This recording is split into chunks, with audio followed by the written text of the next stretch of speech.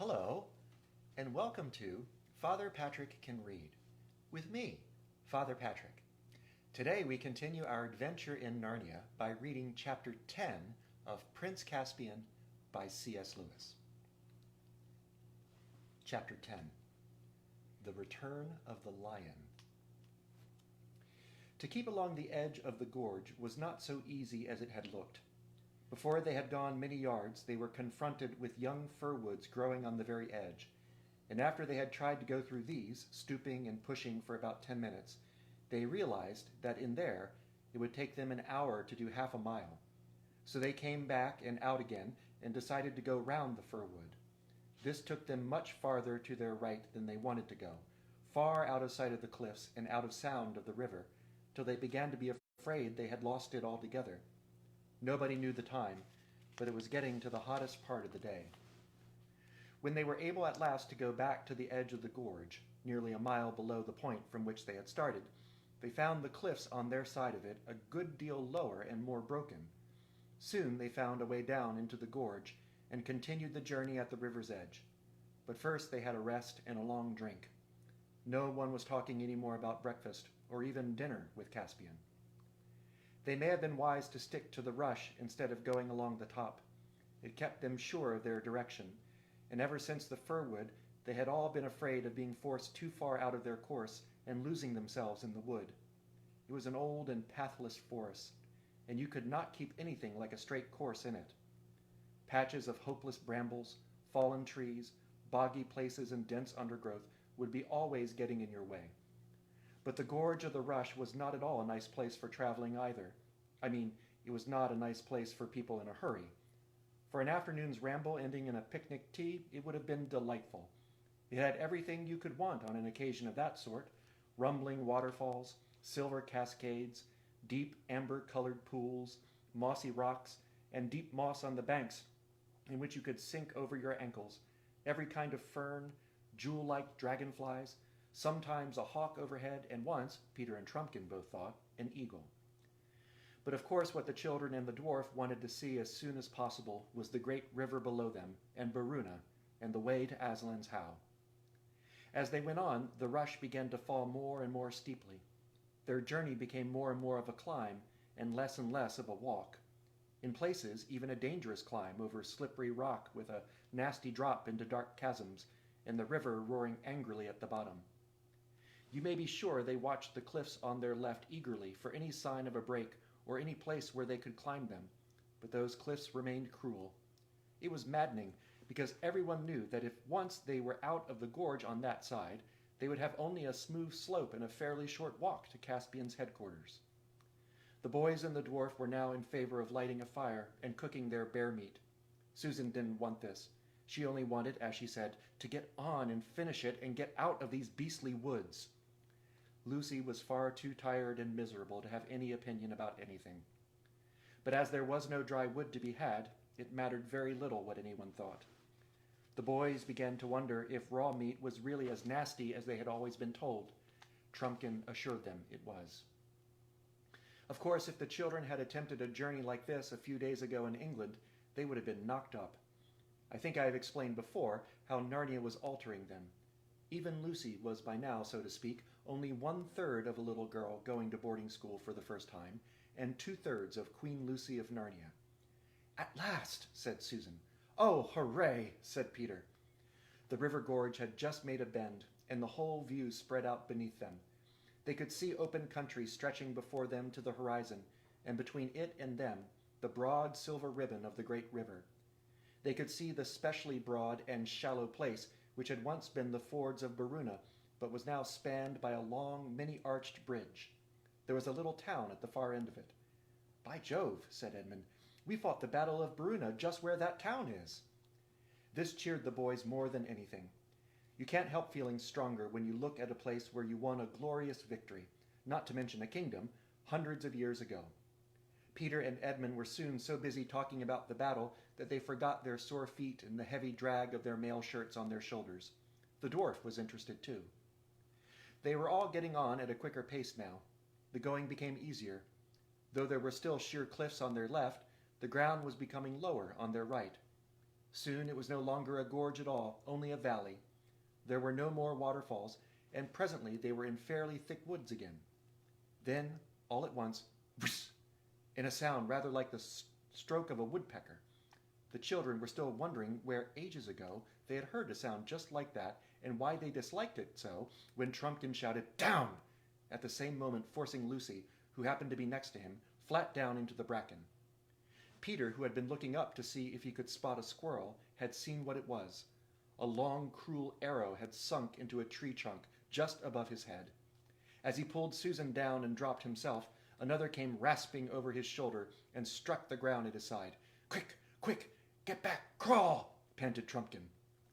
They turned and wriggled along uphill, under the bracken, amid clouds of horribly buzzing flies. Arrows whizzed round them. One struck Susan's helmet with a sharp ping and glanced off. They crawled quicker. Sweat poured off them. Then they ran, stooping nearly double. The boys held their swords in their hands for fear they would trip them up. It was heartbreaking work, all uphill again, back over the ground they had already traveled. When they felt that they really couldn't run any more, even to save their lives, they all dropped down in the damp moss beside a waterfall and behind a big boulder, panting. They were surprised to see how high they had already got. They listened intently and heard no sound of pursuit. "So that's all right," said Trumpkin, drawing a deep breath. "They're not searching the wood. Only sentries, I expect. But it means that Miraz has an outpost down there. Bottles and battledores, it was a near thing. I ought to have had my head smacked for bringing us this way at all," said Peter. "On the contrary, your majesty," said the dwarf. "For one thing, it wasn't you, it was your royal brother, King Edmund, who first suggested going by Glasswater." "I'm afraid that DLF's right," said Edmund, who had quite honestly forgotten this ever since things began going wrong. "And for another," continued Trumpkin, "if we'd gone my way, we'd have walked straight into that new outpost most likely, or at least we had just the same trouble avoiding it. I think this Glasswater route has turned out for the best." "A blessing in disguise," said Susan. "Some disguise," said Edmund. "I suppose we'll have to go right up the gorge again now," said Lucy. "Lou, you're a hero," said Peter. "That's the nearest you've got today to saying, 'I told you so.' Let's go on." "And as soon as we're well up into the forest," said Trumpkin, "whatever anyone says, I'm going to light a fire and cook supper. But we must get well away from here." There is no need to describe how they toiled back up the gorge. It was pretty hard work, but oddly enough, everyone felt more cheerful. They were getting their second wind, and the word supper had had a wonderful effect.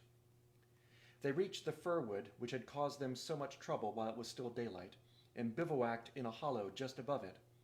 It was tedious gathering the firewood, but it was grand when the fire blazed up, and they began producing the damp and smeary parcels of bear meat which would have been so very unattractive to anyone who had spent the day indoors. The dwarf had splendid ideas about cookery. Each apple, they still had a few of these, was wrapped up in bear's meat, as if it was to be apple dumpling with meat instead of pastry, only much thicker, and spiked on a sharp stick and then roasted. And the juice of the apple worked all through the meat, like applesauce with roast pork.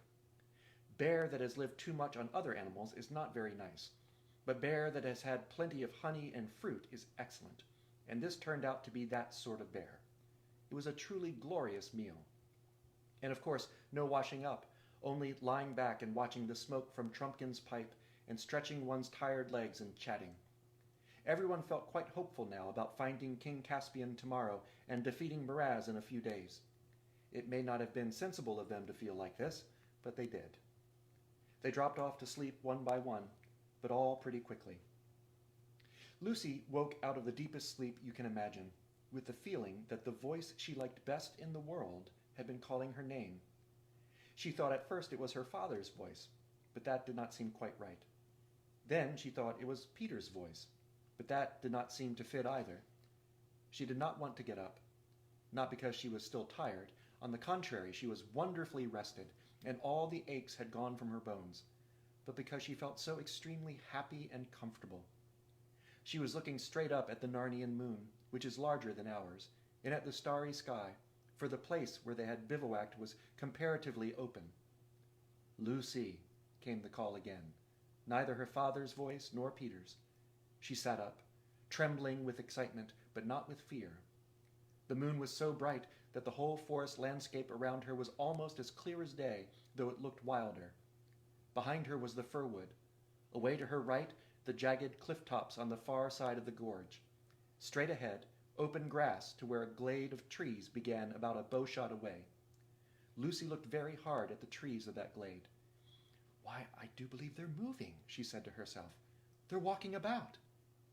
She got up, her heart beating wildly, and walked towards them. There was certainly a noise in the glade, a noise such as trees make in a high wind, though there was no wind tonight. Yet it was not exactly an ordinary tree noise either. Lucy felt there was a tune in it, but she could not catch the tune any more than she had been able to catch the words when the trees had so nearly talked to her the night before. But there was, at least, a lilt. She felt her own feet wanting to dance as she got nearer. And now there was no doubt that the trees were really moving in and out through one another, as if in a complicated country dance. And I suppose, thought Lucy, when trees dance, it must be a very, very country dance indeed. She was almost among them now. The first tree she looked at seemed at first glance to be not a tree at all, but a huge man with a shaggy beard and great bushes of hair. She was not frightened. She had seen such things before. But when she looked again, he was only a tree, though he was still moving. You couldn't see whether he had feet or roots, of course, because when trees move, they don't walk on the surface of the earth. They wade in it as we do in water. The same thing happened with every tree she looked at. At one moment they seemed to be the friendly, lovely giant and giantess forms which the tree people put on when some good magic has called them into full life. Next moment they all looked like trees again. But when they looked like trees, it was like strangely human trees, and when they looked like people, it was like strangely branchy and leafy people, and all the time that queer, lilting, rustling, cool, merry noise. "They are almost awake, not quite," said Lucy. She knew she herself was wide awake, wider than anyone usually is. She went fearlessly in among them, dancing herself as she leaped this way and that to avoid being run into by these huge partners. But she was only half interested in them. She wanted to get beyond them to something else. It was from beyond them that the dear voice had called. She soon got through them, half wondering whether she had been using her arms to push branches aside or to take hands in a great chain with big dancers who stooped to reach her, for they were really a ring of trees round a central open place. She stepped out from among their shifting confusion of lovely light and shadows. A circle of grass, smooth as a lawn, met her eyes, with dark trees dancing all round it. And then, oh joy, for he was there, the huge lion, shining white in the moonlight, with his huge black shadow underneath him. But for the movement of his tail, he might have been a stone lion. But Lucy never thought of that. She never stopped to think whether he was a friendly lion or not. She rushed to him. She felt her heart would burst if she lost a moment. And the next thing she knew was that she was kissing him and putting her arms as far round his neck as she could and burying her face in the beautiful, rich silkiness of his mane. "Aslan, Aslan, dear Aslan," sobbed Lucy, "at last." The great beast rolled over on his side so that Lucy fell, half sitting and half lying between his front paws. He bent forward and just touched her nose with his tongue. His warm breath came all round her. She gazed up into the large, wise face. "Welcome, child," he said. "Aslan," said Lucy, "you're bigger." "That is because you are older, little one," answered he. "Not because you are? I am not. But every year you grow, you will find me bigger." For a time she was so happy that she did not want to speak. But Aslan spoke. "Lucy," he said, "we must not lie here for long. You have work in hand, and much time has been lost today." "Yes, wasn't it a shame?" said Lucy. "I saw you all right. They wouldn't believe me. They're all so—" From somewhere deep inside Aslan's body there came the faintest suggestion of a growl. "I'm sorry," said Lucy, who understood some of his moods. "I didn't mean to start slanging the others. But it wasn't my fault anyway, was it?" The lion looked straight into her eyes. "Oh, Aslan," said Lucy, "you don't mean it was? How could I? I couldn't have left the others and come up to you alone. How could I? Don't look at me like that." Oh, well, I suppose I could. Yes, and it wouldn't have been alone, I know, not if I was with you. But what would have been the good? Aslan said nothing. You mean, said Lucy rather faintly, that it would have turned out all right? Somehow? But how? Please, Aslan, am I not to know?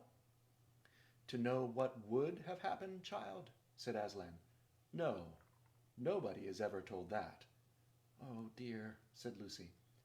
But anyone can find out what will happen, said Aslan, if you go back to the others now and wake them up, and tell them you have seen me again, and that you must all get up at once and follow me. What will happen? There's only one way of finding out. Do you mean that is what you want me to do? Gasped Lucy. Yes, little one, said Aslan. Will the others see you too? Asked Lucy. Certainly not at first, said Aslan. Later on, it depends. But they won't believe me, said Lucy. It doesn't matter, said Aslan. Oh dear, said Lucy, and I was so pleased at finding you again, and I thought you'd let me stay, and I thought you'd come roaring in and frighten all the enemies away, like last time, and now everything is going to be horrid. It is hard for you, little one, said Aslan, but things never happen the same way twice. It has been hard for us all in Narnia before now. Lucy buried her head in his mane to hide from his face, but there must have been magic in his mane. She could feel lion's strength going into her. Quite suddenly she sat up. I'm sorry, Aslan, she said. I'm ready now. Now you are a lioness, said Aslan, and now all Narnia will be renewed. But come, we have no time to lose. He got up and walked with stately, noiseless paces back to the belt of dancing trees through which she had just come, and Lucy went with him, laying a rather tremulous hand on his mane. The trees parted to let them through, and for 1 second assumed their human forms completely.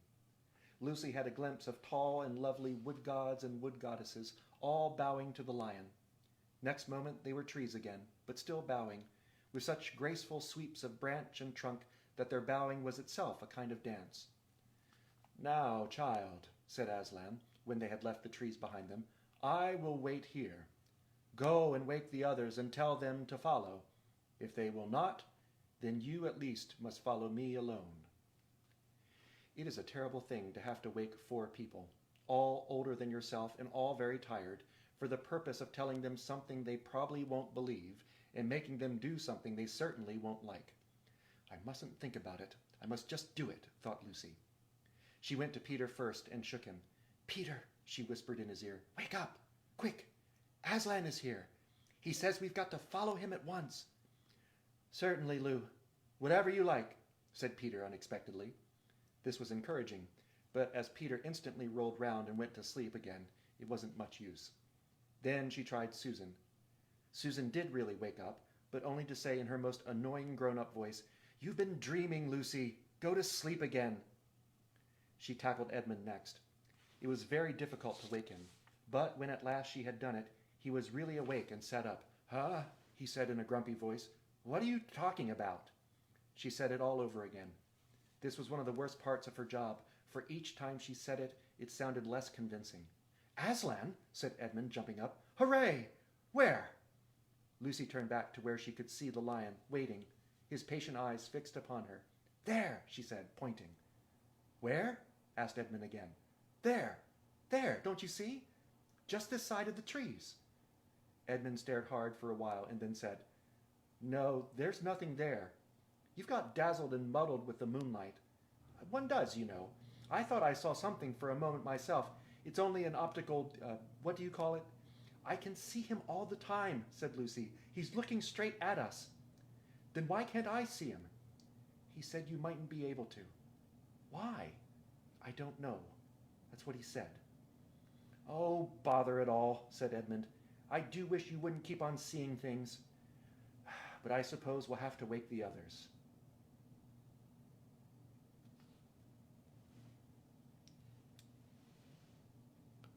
Well, I hope you will join on Monday at noon for Father Patrick Can Read with me, Father Patrick, as we continue our adventure in Narnia by reading Chapter 11 of Prince Caspian by C.S. Lewis.